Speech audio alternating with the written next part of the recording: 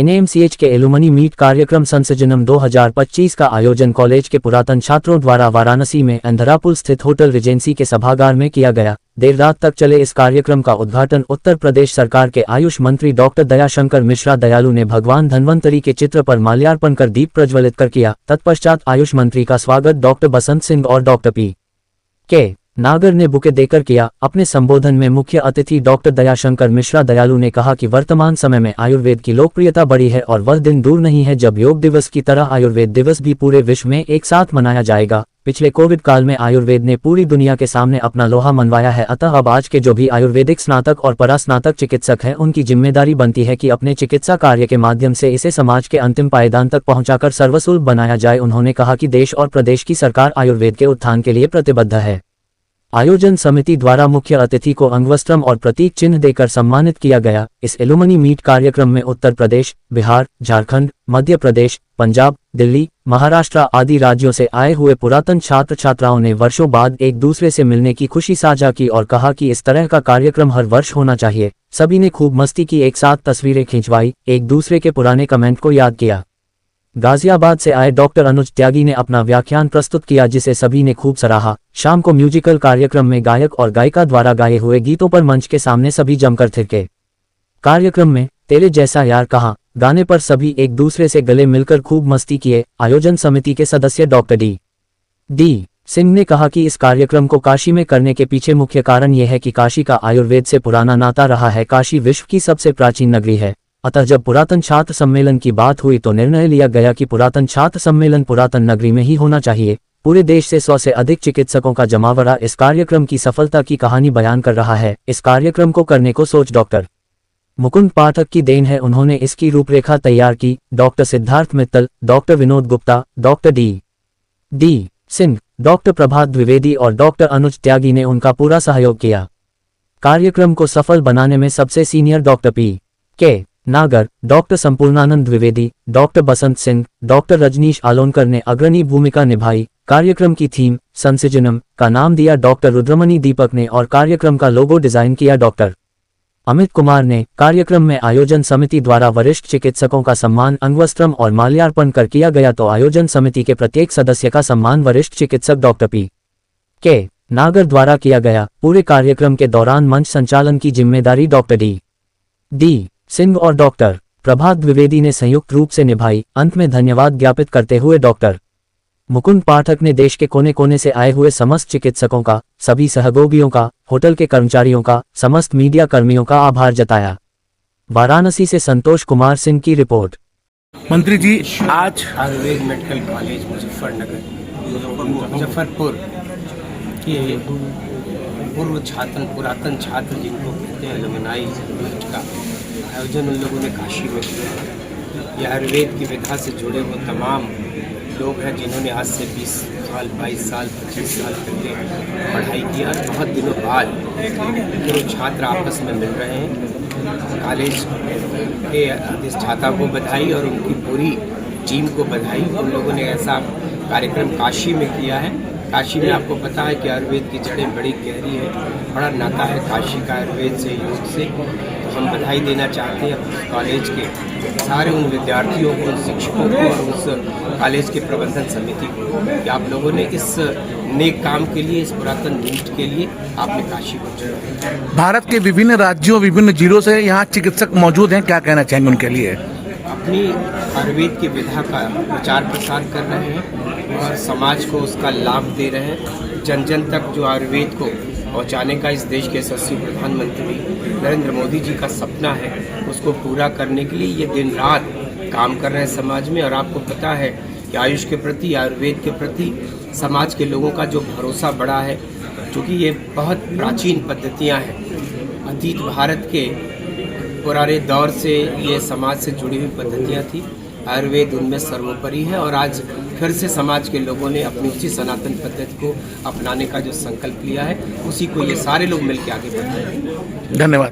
मैं आज से कुछ समय पहले, काफ़ी समय हो चुका है, मैं डॉक्टर रविंद्र सिंह के नाम से जाना जाता था और आज भगवान कन्हैया की कृपा हुई है तो मुझे मेरे गुरुजी के द्वारा दीक्षा दे करके डॉक्टर संत डॉक्टर रविंद्राचार्य बना दिया। और आज मैं जहां भी मुझे मौका मिलता है निःशुल्क श्रीमद् भागवत कथा एवं राम कथा कहता हूँ। जिस किसी वक्त को राम कथा एवं श्रीमद् भागवत कथा कहलवानी है तो मेरा नंबर है, मोबाइल नंबर है 94 128 29 470। इस पर संपर्क करके मुझे कहीं भी बुला सकते हैं। और बात यहाँ आज हम उपस्थित हुए हैं, यहाँ हमारा आयुर्वेद चिकित्सकों का सम्मेलन है, तो यहाँ हमें आयुर्वेद की चिकित्सा के ऊपर बात की है हमने।